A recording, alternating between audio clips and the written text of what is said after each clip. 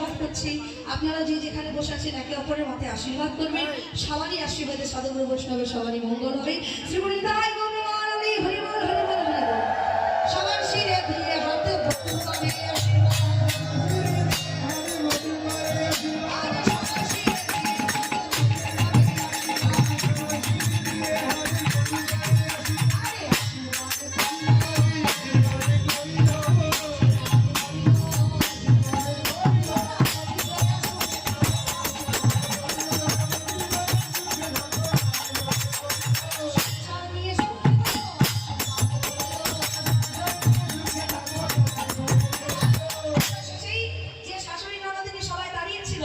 এমন সময় ফুলের ভেতর থেকে আমার ভগবান কৃষ্ণ তবে মনে চলে উঠে বলে, হে ব্রজগোপীগণ, বলো তোমরা আমার কাছে কি চাইতে এসেছো?